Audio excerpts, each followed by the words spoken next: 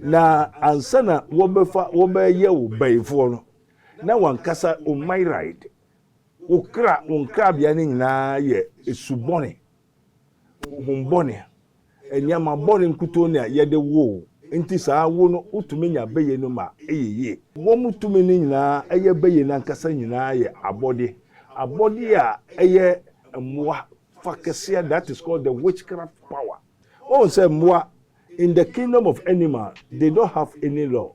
Woni emra sania onyankopo ahene no mu no ena mra wo ho enwia oyonko embokro no enyese but in the kingdom of animals no there's no law. But what I say we fadinua we ware we ye we egwaso abontio brebiara entino beye eye muasu entino obia oyo befo no na he has turned into the realms of animals. And they say this to me never be control or no nipa no. And they say no on doni crabium entino ni soul na etinimu no eye free ho. And aboa no abetra ni mu. And ni soul no so atra aboa ni mu. Ento hu obefo eni aboa the same.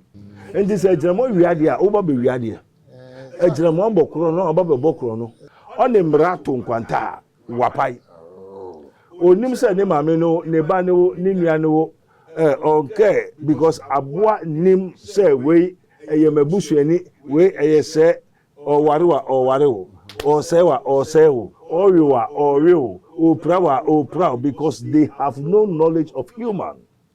And as man thinks so he becomes. Enti abotokura na ese nipa ni mu a ya abotokura no badwin no na nipa no e dey odwin.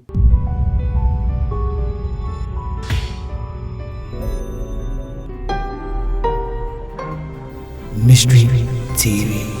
Oh my ma, the mabunyina atrance edeba Mystery TV so. Na said the mo Mystery TV ni yahye ye de ba behwe enema bi a ekoso ewosunsun mu ye nte ase. Etomri bi wo ho a ebinum ye nse yese. Na so Mystery TV de oba ne wa bedosuko amiehu. Niye mapote a ewosunsun mu. Ba bi ejiri se ya na ya tosiri. Ana empeja yen no yebe yini nyina ediama intine mabe nso no na meba ni abesusu ni emabi ana ya besu ana emabi ewo sunsum ho na daachi wo a wo hwe a wutie no nso no etimi abo ho ban eja brifani na se de bia me ye no me ko makwa akotonkra na me tonkra di wie pa ni yese ye de to aso bia no me de beba ni ato aso ama montwe me tonkra basese ya Allah in the name of Jesus.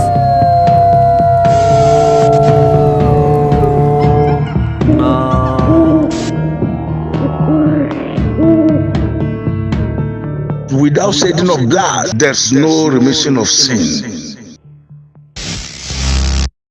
Yeah, I was young for said the Bekai, you know.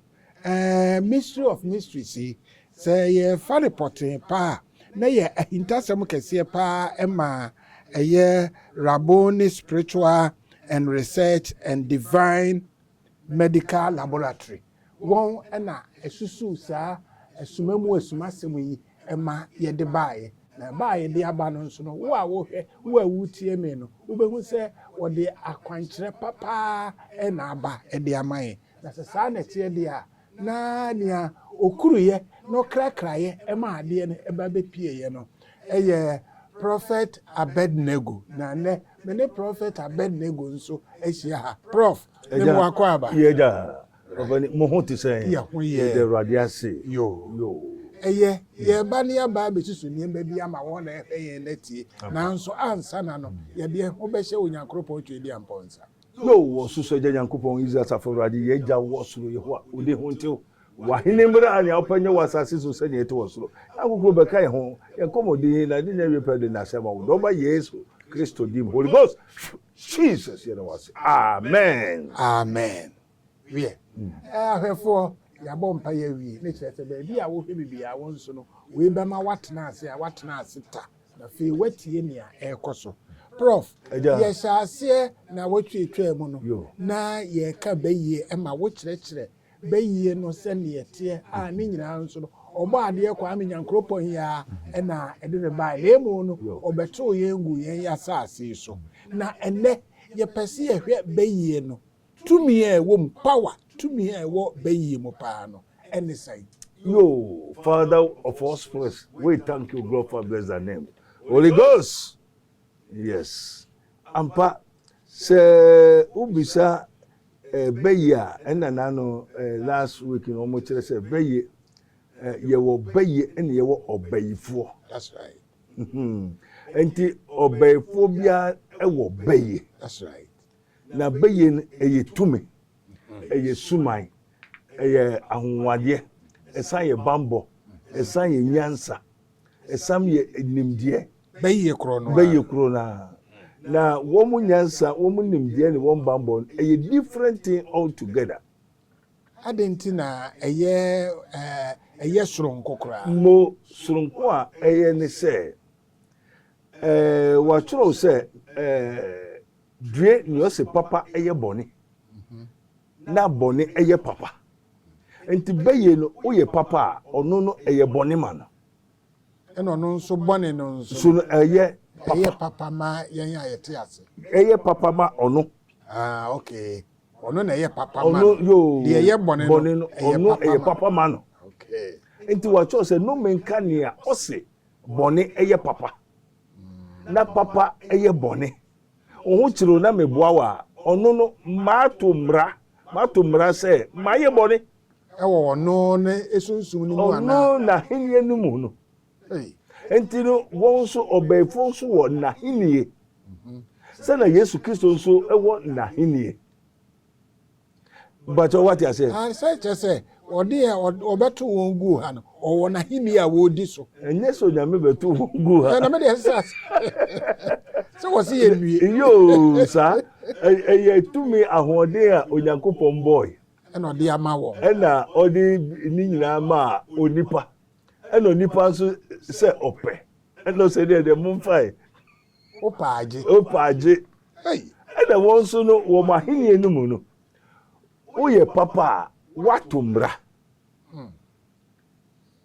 What you say? Enti wa churo se eno menka nia ose papa eye boni. Na boni eye papa. Enti sa unya your obeyfo pe one onyame nim why ye nnome. Because untumi ye papa da. Eya hini we call it a kingdom. Say na Yesu Kristo nso ewo ni kingdom. Say na hini enu no. Yo, bibi eho bia ye boni. Sa pepepe. Enti ade bi obema obiara eye boni. Na sa boni no ono ohun ni say ye boni o. Eye papa. Boni no a ono ye no. Eye papa. Ono ohun ni say boni, ye ni ye ka say ye boni. Ah, okay. Enti no oko school na da chi obeye na oyade na onambu a. Sani obi an ha. Enye bibi ebro. Enye bibi ebro nso enye boni ma no. Na won so na ye wo ye. Yo, say that oko school oba be president nkofo bete wonka. Nkofo be hu. No no say sani obi ehun obi an ha no obi ye ohwe nti obu na mu. Say the school no to me corner wa be president. Wa pe baby atra. No, we just say wa pe baby atra. Hey. Enti say to me no. Den na ewo so ma yen adasa. Mo enti no beye no ye tumi ankasa. Yeah. Ye tumi ankasa. Right. Na tumi no egumu ahuru bebre. Na ansana wobe ye wo bayfo no. Na wankasa o my right. Unkra bia ni nyina ye esubone. Humbone. Enyama bone nkuto ne ye de wo. Enti saa wo no utumi nya beye no ma eyeye. Se na obetumi de beye no aye adwuma. Obetumi saa tumi a wo fre de beye na de aye adwuma. Enti no se wo de beye ni ma wa bedane obayfo. Enti obayfo no obi de ye wo mutumi ni nyina eye beye na nkasa nyina ye abode a eye mwa fakesia, that is called the witchcraft power. Beye ni tumi na oka no. Yeah. Let us obayfo na japade a wodi ja no. Wo mutumi ni nyina ye that emwa. Oh, say moi, in the kingdom of animal, they don't have any law. And one so on wo. Woni emra. Yes. Sanya onyankopon ahene no mu no, na mra wo ho. Enwia oyonko embokro no enyese. But in the kingdom of animals, no, there's no law. And one so on ho.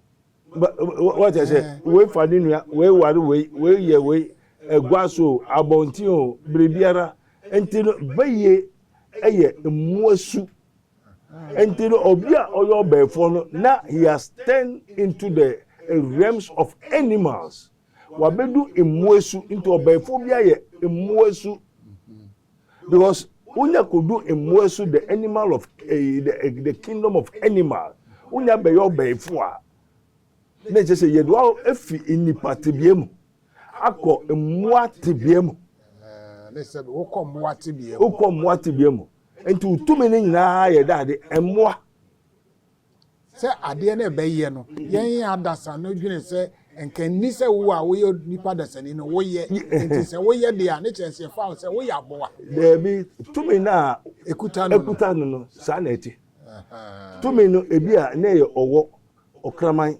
jata ochirebe motia ene niama ni nyinaa no womo no womo ahenie no emu ahenie no the witchcraft power bia eya aboa sana mpese wo ti ase ne wo so bi obefo a obefo no ye onipa ne tumi a ekuta no ya aboa enti ono so ye niema bi te se aboa enti aboa ni ahunhum no be kire nso onye no enna oye enti no wo dia ma na wie enti ese ni sa tumi ne ba be control wo no nipa no enti ese no ondo ni krabium enti no ni soul na eti ni mu no eyi efri ho ena aboa no abetra ni mu ena ni soul no so atra aboa ni mu enti hu obefo eni aboa the same enti obefo biara oni ehumobo because owo aboa okraman oni sa ehumobo no ena aboa onko school won kire ne hwe enti den onim hwe enti okraman okawa onim se won so ye okraman enti okawa because only human mind into obephobia has no knowledge of human because that witchcraft power which is an animal what they amount na betra omuno it is written as man think so he becomes and to say ye the ejinamwa spirit and ewurawa you become like an ejinamwa a cat and then near ekura ejinamwa official near all year this how you are going to operate and this ejinamwa wiade over be wiade ejinamwa bokro no oba be bokro no and no sunsun na be wura sa sunsun that is the spirit of the animal. Any witchcraft power is an animal. Okay. And this was a see your before who said he's now an animal. It's a beast. Yeah. Wadani abua. Na abua so dear. Abua may say abua has no law. So animals onimra emra na onyankopon ye no because abua ye mbu na ten. Emra no nyame kan ene emra onyame asese ne onyame asem it does not concern any animal. Animal have no soul and they shall not be judged. Abua bi enu a ye bebu na ten. Na wo nipa de ye bebu ate because you have a soul. And this onyakotra nipa abua tibiemu na abua no betra ni mu a on emra to nkwanta wapai. Onim se ne mame no ne ba ne wo ni nua ne wo okay because abua nim say we eyemabusuani we eyese owarewa owarewo osewa osewo oriwa oriwo oprawa opraw because they have no knowledge of human. And as man thinks so he becomes enti abotokura na ese nipa ni mu a ya abotokura no badwin no na nipa no ede odwin enti nia onipa ye bia no sa baifo no ontumi ye ne ho akire ne kura na ohia sika na okoche na ade a watombra se enye ne ho akire enye sika na ese ye de man ndabi enika so na ho se sika ne ho akire but spiritual no is kenny. Enti na just wagu n'anim ase. Edia no your hima, no your hene, no any petitru okuta cars or engineers or factories. Nso atare kura ni obese kura oni bi. But in spiritual or your king queen. Enti wu a wo ya se ni kan so na wo bribi kakra na wo se we hone mobo. Ogoma no. Why catch us woman? Why say osika? I know say osika so a o say osika wo ho no gini nyina afiri ho. Ukoma na watombra wa man nso a watombra. Until bay for one will talk of a witchcraft power bay ni tumi a ewo nyina ye aboa. And the akwara bi benya baya wa benya aboa su. Ni ye nyina akoya aboa. Ni ye nyina akoya aboa. Na esiden na wonitimi etu free ha ekwaburuchimem. You because of a mundane spirit we call metaphysical powers. Metaphysical powers, you know. Aboa no won say anomatu. Yes. And this opeso tua. Ebi ano ya botokura. Ano ya cat, ano ya kramai. Opeso tua. It just go to anoma famiko. Yes, oye ejinamoa no. Obesa dane anoma. Very good. It just onya anoma spirit. That were two call. No were two. And now also to me endane anoma spirit. Just ya kuteni no. What I say? Any person ye koshe bibia. Therefore we call the angels because angels flies. But what I say? And this be okuta ejinamoa su. I know operate here. No person tuko America. And also oko anoma ho. Anoma me pese me yes okay na yes tu ase no tu na wadane anoma no na adeda bowran no ko nti okoduru a obesa adane aginamoa na woye na yo beto adane aginamoa no ase dan ko yan atumo a osambisa etefro oketro na waye no no wadane etefro no waye wegura dan no ndi wo mukuta sem ka je say nyansa knowledge a key unyanya be ye nipe na wo ye master you can develop into any creature. Ebem wetimi ayade bi a ope so ye no. Baby a ope so ko bia. Se ye wo bebia won say abodi bia wo ni stage e wo ni limit e wo ni knowledge e wo ni oye. What you say? Enti se si ano odu baby na e ho ye kwan mu na wo tata na oye ejiramo a. E don say dua no aye dua. No ma besina ko. Nso no no jira ho. Ye mojua no asan dane aginamoa no no sako. Hey, nti onipa wa assemble no po say hey. Say nia APP ba no. Sa na me de beje no. Say ase ye kododo. Nipa di niam di agro wo wiase. Ade na wada obeba ho. Obeba de no ma watu de no. De nti no ba. Onya medu gate na no a. Ohwa na kwan bi ani ho a. Yo, ntontom no enwani no adane ntontom ata no fa oketro tefro na wawura no opeso ye bia he has power she has power to do adina ewo ni mu no into ofreni nua na straightforward no waye into oye owura mu anu asan dane na bia on pese ohun na o se muntu na muntu maba only muntu is a black way no.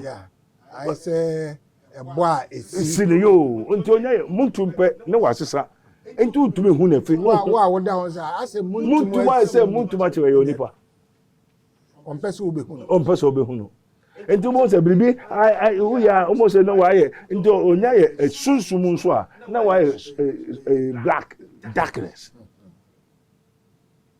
What I say onye sunsumu anu ay darkness enti ofesumu a ofesumu wani new there be no so wani dey ehu babia. Hey, enti wo can witchcraft power is very very dangerous. Yeah, we can create the and nunti na onyankopon ka kire Moses, thou shall not suffer a witch to live. Ama obiara oyo befo ayen man entrance wo Israel memo wo onyankopon aheniemu abusuanum. Hey, because God knows how powerful is that creature. Onipa be yo befo a Bradi Nyankopon. Onyaya say unai menai na where you nine no de nenai ama. Oko. Entu ho say nenai ye ne yawa no de nenai ye ne ya ama. No the assessor. The assessor now unam now to na so hwen yo onko hwe asenso na wanya accident. Mentwa wa no ene nansa ndra ye be ye mpabo bi ma me bi wo London United Kingdom. Wa yare doctor fu na hwehwa ba ko so America meka no so. Efe dura wa chocho na me so oh Erade sabiri misre ye hwe da asem yo entino obi mra ene ye de obi gina ho Erade sabiri yo mami wa yare ti efa de na ye nim se onipa na oyare no se ye de ne sunsum aba se na ye manade no ni nua etinimu enti doctor fu no wo ewe London ho no eduro bi a wo be manipa no wo London no enyo no no mu na ni nua na otinimu no enti eduro bi a obenum ya nipa na nkasa ehun to no because obi tinimu a onum eyi eduro no ne yade ne da so te de etia se ya ma on do benum eduro se ye obi obenum eduro for 100 years say onipa to metra onipam. That's metaphysical powers. And what is it? Someone who say no one bet na nimu. Eyo. Enti agi adura ye ni de hu say wono na enum adura. Now so you be foforo na. Na enum the doctor for ko aye won won ti ase. He say nimu say adura ye de ama wo de yade we say to me sir. Aden no wanum adura. Doctor for yade na da so te de. Very good. Only Rabboni Spiritual Research and Divine Medical Laboratory from his minister of Christ, Prophet Dr. Abednego, and then we have the power to know, power to do. What I say? Until they say, Dr. Funa Drona Abrofunde ma or Yarefunu wo hospital onyano. And your Yarefunu. Hey, your mom maybe so America on do every month $11,000. na yetuane ka sen.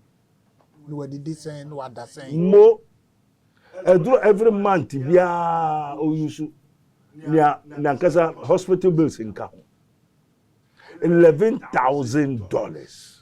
Hey, Ya be hwe no ono ani nua beefo no okwamusie a ba bi won se won maame so won maame so obeefo no bi na ode ade na koma ne maame obi nua no wa bruchiri no ohayo o ma ye hu ntoyo obompa gu enso wakọ prophet Abednego no wode biribi bobo yen entine ji sa yare we jiwe fa koma no abruchiri ho na osama no so sorry no de ko nti osama no ko no akọtara ne ba ni mu na eduro ono nso oji eduro no. Enti so ono so osama akọtara ne ba ni mu a na nia wode ma no yare no ha na wode ma osama no no yama ni pedua no nti we ni pedua ni nyina yare ni nyina afa ni pedua no nti onipa to metra onipam osaman to metra onipam onipa to metra onipam osaman to metra onipam hunhum to metra onipam onyame to metra onipam obonsam to metra onipam nti onipa ye atiasefo ekra like a vehicle to say car yetenemu yesempie sa God is a living God enti onyankopon ye atiasefo nyankopon enye onyankopon tiasefo eno onipa ye atiasefo dade okra atiasefo kra ye enyo kra atiasefo kra ne ti say shen tume obi tume trem enti Yesu ko tu obi na oyare otwetwetwa ne ho prepare ne ho obi beka se hwe na Abednego ka Jehovah Witness awon nim hwe uguta Bible so Yesu ko tu obi na obi twetwa ne ho na wo de chain to na wate chain dade na wate oye se na ne ho asane oye se na Yesu ko tu no se he jai na oye no ka homo mese na ye fro se o se legion over 2,000,000 and we can possess nipa bako betuma take more than 1 million spirit powers etinimo anka ye da di chain to nipa say ye nipa obeti chain no and the nature say there's invisible idea ye hu no they are very strong and powerful more than what we see. Hey, abusuafo Mystery TV and now more saying what so no. Na ye be to me a womb.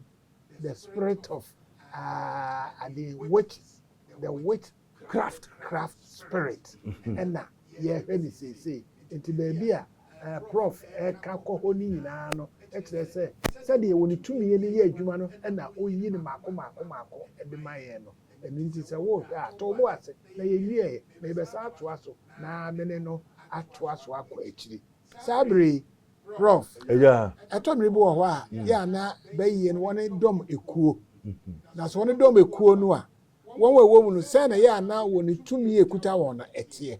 Oh Lord of hosts, King of glory, the whole of Israel, Holy Spirit, take control. Jesus, you know what I say. One say, a Christopher, and you say, Debiano, Womuka, say, Prophet Abednego, say, Prophet, you are stupid. No, say, you know nothing, hear nothing. You cannot compare yourself to me. What do you want to me? I'm not you, and you are not me. One will say, we have religion. Right. You will assume, and you will amemo. But they have had Christianity like a religion. Christianity is not a religion. Christosum enye esum na ye amamuo. Until abefo no kingdom no eye amamuo. When we talk of the kingdom of darkness, eye amamuo. Okay. Me pacho as ye work the king and in the kingdom of darkness. Ah, no so ye president or ye king. Our ministers. This is say you nyankopon ahini onu so amemo and nyankopon ahini we have 5 ministers. But in the kingdom of darkness they have innumerable company of devils. Ministry, yes, ministries. Bebre.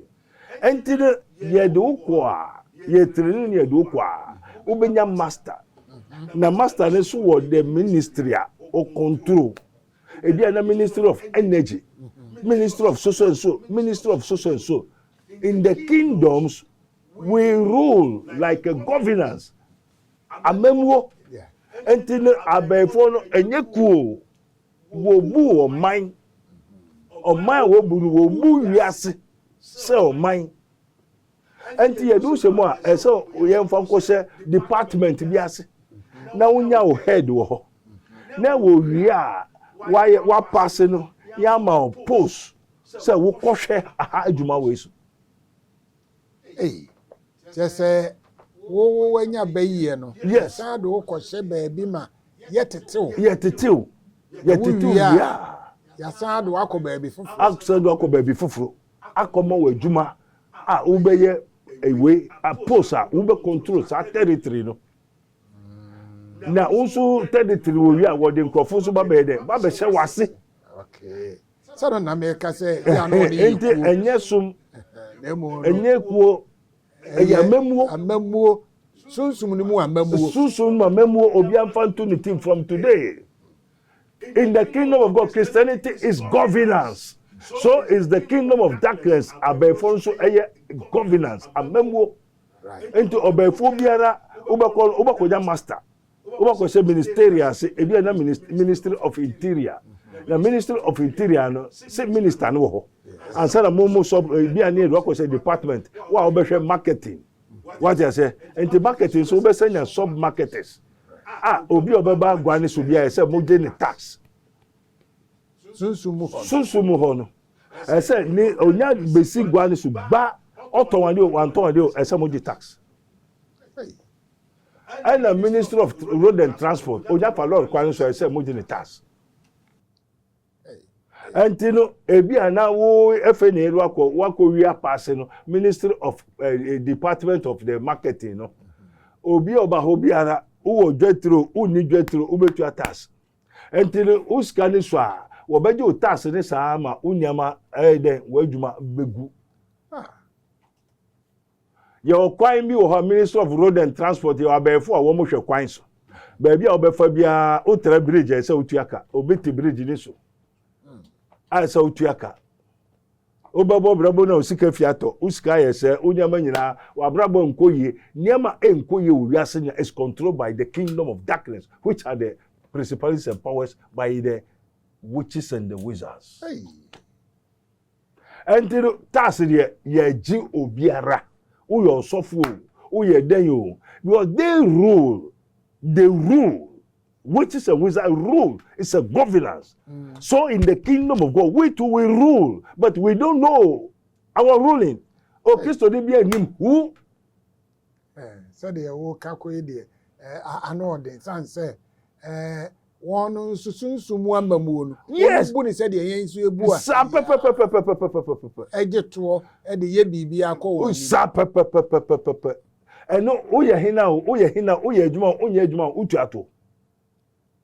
Enti se ogusu tu ato na wo adwuma enko ye ne wa mbo wo adwuma no ho ban a se de Awurade ka kire wo Malaki 3 mu ye de mu fa eyi nsomehwe entutusu dunu fa som ye Awurade hwe se me nsi odidifo no kwan wo adwuma no ho a enti wo adwuma wo ye obi odidi mu wo beye ne abo ne pa so nti store wo bro no so nyina store number 1845 to the C block na wo ho ni nyina ono baba anajo no obaje obi atas entu beton ade no wahwemu sika entu sika na nye we no wa two store no mu next time no uboka ukoje no a so nam na wo hwe onam den na mi dwanko yi udwanko ye yatum Christopher ontu tight na tight no so jeso utu tight asori a onyame ankasa eye adwuma wom ye wa sori bebre ebosom na bosom ne beye no ade no the same enti tight na utu anya adwuma enti na bebre se won tight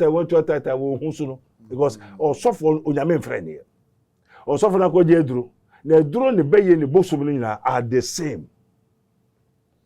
Say one nyina gina atatoa baako. Yes, woman na the kingdom of darkness, woman na ya memo baako. Dem woni pie ba ni abɛhyɛ atade fufuo sɛ yɛsum nyame. Pe. Ye wa sofo bebre omo nyo sofo, omo ya sofa. Asofa ni sɛ oyo dinsini ana wakoje eduru, ana oyo befo, ana wakoje we, no the Bible right there. Atoso nto ye fa. No the huru we ni so dada. What you say? So oye na de bi a won pese ube. Very good. But anajo no wo kwa memo na ono so ko bi. Yes. Entine nyamesom Kristosum kasan eya memo. Ana wo mu say wo mu akọ fathers and right reverend, they are not the children of God. Onyame mfrɛ wo ye. Bible no mo kosua. Enti won tumi nkyerɛ asɔre ba ne say adwuma wei Christianity is a governance. It's not a religion. Into bebu mind. Into wo de ni hwe ha. To say the president Nanado. Yeah. Was swear in. Yama ni tumi. Yeah. Ko yese. So we swai we yin na bedi akire. We yin minister of police, a minister of interior. Sana amemwo Christosum eti. Hey. And this is the kingdom of darkness. Abayifo so ye de eti. Na abayifo no woni mo mamuo. And also for me as a so for me as oh so dey tina ko so for oh ujira ho na ka nyamya sema e fe na ojiji sika kwase a jimismo. Why can't you so ka nyamya so e fe? You know nothing. Enti onipa odi enim onimu hwe mo di akire. So na mayira. Enti the pastors, that's why onyankopom boefu asofo no. Asofo ya trofo nipa 2-3 ni atrase say ye kote asore. A onim asore ne fariba ne fapim. Who is the head, the father? The president of the kingdom of light. Efrihifa.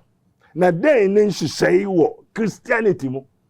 And over do re mi onyame sanimba mesumika say nanya yi ne nsoro. Na the kingdom of darkness no woman sumo tumfo eyi osofo no ne nsoro. Ono so onim. Ono so nim. Endu go sofo ye yi ne nsoro a. Obere den no be ya ma. Ontimi ye bibia. Ontimi ye hwe enti ye wo oman bebere wo ho a wo mu nyama nyina ayebasa. And those of man be wo ho nikas won ko hwe. Because won mambo egu guampa. Enti say baby a ye di aduri.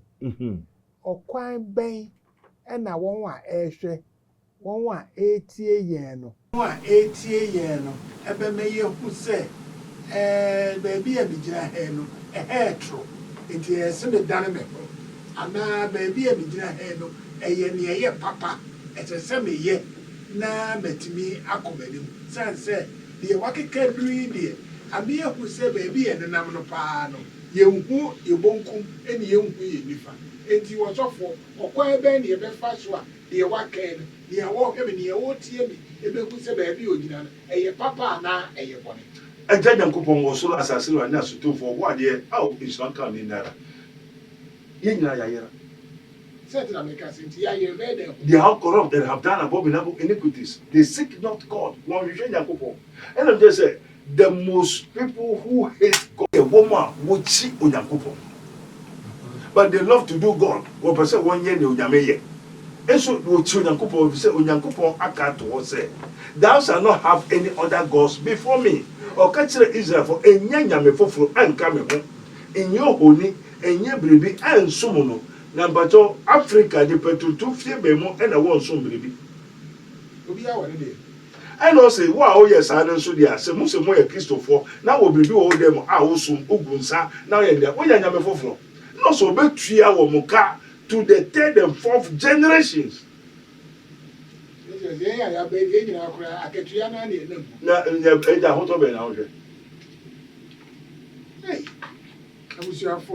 Yeah, Nana will go baby, was a baby, woman baby.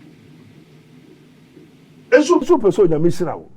Na nya o person nya mesra nya onyame ti nso na oye na onyame chiwade no also betua muka awonto atoaso to tell the 4th generation. And we are the luckiest people, luckiest generation at this moment in the world. Anka yen na say ye ho ton yen na denti because ennomeno wo tua bespum sabri.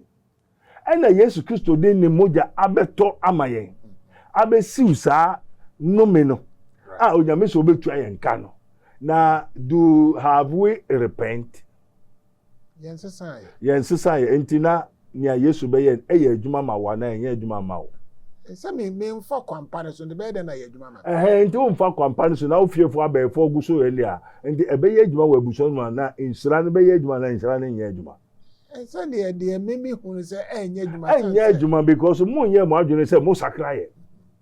It says, "Kwan ben the emphasis why be sakra." Yo, kwan am faso no just ajenkwa no just mu fi sum no mu eba han no mu. Say what sum mu obe den wo hu han no. Oh. Na enti di dada wogu ya.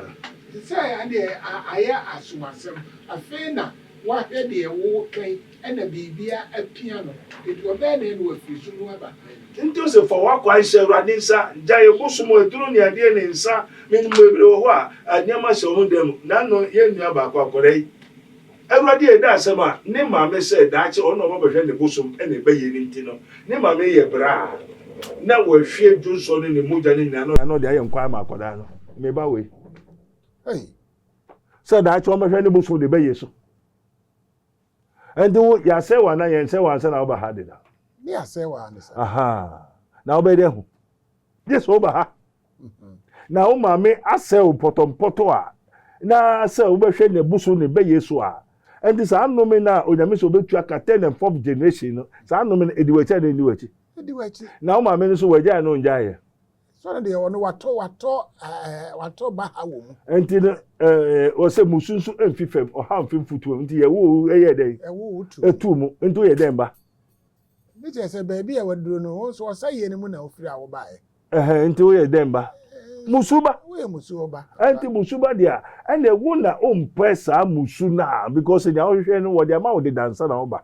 But tomorrow today and nya Yesu so say nya ye hwehwe otera no so tomorrow today wo dia ma yen. Heaven wo dia ma wo de da. Wo yire wo dia ma umma wo dia ma unshira wo dia ma uniama nyina wo hia bia Christ has already given unto us tomorrow today. Right. Until tomorrow today. Obi itiewa. Then obeye amama tomorrow today no. Abe. It is written Matthew 11:20-23. Come unto me. Come unto me. Mumra mi Yesu Christo nchen. Mu amusu adesua. Adeso be musu oha obre amane petuo kwadanda yaredom enungwase kekenkeke bobombobo no mene musu na ofirimu mumfa o de fabra me Yesu ho me Yesu mesue wo mehukuru ho magiwo where the being crowd me yes me wadi am it is written as I've spoken unto you thou art clean. Yeah, we can command. Come on. Say obi nso adwene say Yesu Kristo wu ye mfie mpim edi ebe den watimi akọ Yesu Kristo no. Na Yesu Kristo wanja na name sifo. Also me ko me nyamo yisa na mesuma otijinafo the Holy Spirit, the Paraclete, the Spirit of truth. And it is when the Spirit of truth is come, he will guide you into all truth. And ye kuta that Spirit of Christ. Aye Spirit no kwari aye papa. Ye uwari ye niji. Unya yiri, unya kunu, unya ma. Send Abraham, Galatians 3:13-14. It is written, Christ have delivered us from the curse of the law, having become a curse for us. For it is written, curse is the one that is hung on the cross, that the blessings of Abraham might come upon the Gentiles through Jesus Christ, that we may receive the promise of the Spirit through faith. And to me do Yesu wa. Unya yere ope, unya ejuma ope, unya daya ope, usi daya ope, because Abraham nya yere, unya dai, unya mufra, unya bribiara, osanya osikeni, ansel osanya osuru ahiniye. And to uoska, uoka, uo bribiara, wa sasinsu. Na usa mbenya osuru ahiniye, usa mbeko heaven. Wamfa Lazarus ohia ahiniye mfa maye. And Yesu Kristo oyoskeni. So what is the lamb that was slain to receive power, blessing, riches? And to your Christian, you have to become rich. Not in a dubious way. Okay. But because your richness, usika unshira wenyonya wodi amao. Na wo nemontino, and the one kasa we call self-imposed curse, wako twatire, and the kingdom of darkness from obiya then wafa. And I also nim ye no na okuta sadie and na obedware no a okuta ni anan no esumo tumfo a wo so obu won amamu no wo so why the waje wafa watra so watabo into be akobia na hotika ta hota ta kata. Hey, that's a hey enti dear dri so be hwewa e na omra. Yes, as it is written, come, ye want someone. And then Romans already, and then Methodist, and Anglican. I don't condemn the church. The most difficult thing that is troubling the world is religion. And Satan has taken over religion and have used the religion to confuse the clergymen, the pastors and the prophets. Obia soro so nyame frame or the wana obon Samuel yibribi minimum before than in the Holy Ghost. Abron ma fitefte mehu esum eno obunsam afaso dia dada wiase na o Kristo sum enye sumo tamo Mose womo yenkwa ewo Misrim no eno onyame frɛ Mose koka kire Faro obunsam ne se onyame ma na wo mesom me enti sa tam no ena wodi nyame som efiase enti nyame som no o twadua o de akokɔ o de moja gusa o som nyame but sa emra no so endi mu ade bi wa entumi ye but Kristo amemoni de o ye biribiara onipa wu kro tumi nyane no but emra bi eni wa e kire se onipa wu obeye se na wanyane nipa but Kristo amemoni de obi ewu 4 days oye ma ye hu e Lazarus we wu opro o tie mu bahanda lei kalo Lazarus kauta. Sorry. O tamo ka cho say Lazarus ewu no. O mu kusuka say Lazarus ewu, onu say Lazarus nwuye. Denti ono okuta different eye. He can speak to the soul. Mra Lazarus obi ewu a nipa no we feel ni padua nim. Honhom na firi mu. Enti won ni padua na order ho. But onu honhom na ejira ho. What I say? Interest on we because of to me or to be free or samai no onipa we free the home a free onipa mu and your friend or samai. Enti mra also be pay o friend o hui na we hu say Lazarus jira ho. Enti no mo be pu no ma home no e be wura ni padua no. Nti obi ewu a ye nye hu say home na free. Enti say yin ni be o na nche e three friend be ship for so. Enti ye bansa wo mu ahini ye behu Mo ba nsawom a the Kingdom of God Ministry udo nsawom last stop a station ho a no wafre ye wo adoagyire soro ho wo fro owureku and ye wo otoase the Kingdom of God Ministry and a school the Kingdom of God Ministry and a school e wo otoase yes ye beka adebechi okay sentina me bobo na maako na se obi nso pɛ sɛ wɔfrɛ wɔn nso so a ahoma bɛn na ɔfrɛ wɔ bɛyɛ. Father, we thank you. Eradi ese da wase. Ye wo ahoma no bebre ho a nanso we na meka 020 8599576. Sɛ mu bio. Yo 020 8599576. Amen. We know. Yeah, abusuafo number na wakai no na me person me boma mo no 020 na 859 besemo a 859 9576 meti su bi ewu 020 859 9576 eno de wo fra e be kɔ prof ho straight anase e be kɔ no ho poten nania eso ne kabia wore naka ama ayeyi sɛde wɔka no ɔwɔ owuraku ɛyɛ nsawam adoagyiri ɛhɔ ɛna wɔwɔ ɛna ne som na nkasa nso wɔ ɔto ase a ɛhɔ ɛna ɔkɔ ɛkɔsom na wɔn a wɔn adi yɛmu ana wɔn akɔtɔ ba ha wɔ baabi wɔ sunsun wɔtumi atwitwa agye wɔ ama ayɛ kama ɛde ama yɛ wie abusuafoɔ saa bere deɛ wusu a yɛ biara no fɛmu aba nea wogyiri sɛ ɛmoa wɔ no totwe deɛ bɛboa wɔ no ti so na bra prof ho na wo ba ni sɛ wobɛnya na sɛ bi a wahu sɛ wahyɛ sum mu na wonnim na emo nkyerɛkyerɛ ya ma wahu sɛ wote sum mu no na watumi abɛnya baabi a ɛho te na ɛho yɛ deɛ yɛ bɔkɔɔ ɛde ama wo wei ɛna Mystery TV yɛpɛɛ sɛ yɛde ɛsam hɔ ɛti saa bere deɛ yɛde saa Mystery of Mysteries no ɛɛba wieɛ yɛsrɛ mo a dasɛnɛ yɛbɛsan aba meda mo ase. Amen.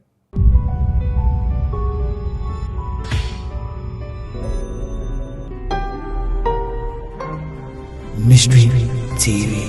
Wow, Yansamo Bibia Kwaba, Evambra Raboni, Spiritual Research and Divine Medical Laboratory. Na Ultimate Cassidia, Anonymous Dansiana, na Egusu Ekoso, Raboni, Spiritual Research and Medical Laboratory. Mebacho, ya can't Raboni dia, Wangasa Unimida.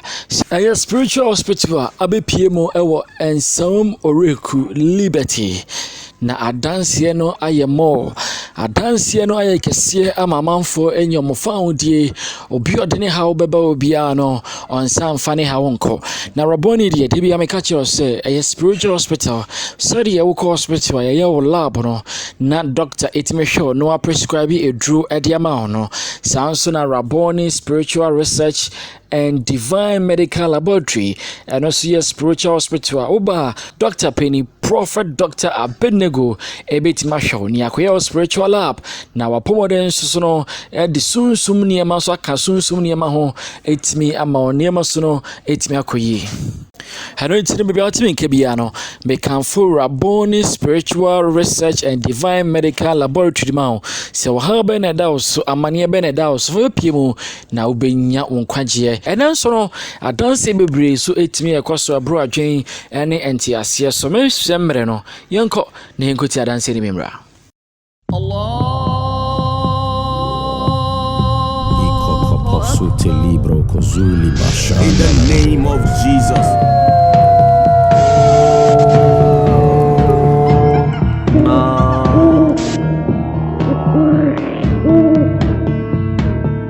Without shedding of blood, there's no remission of sin.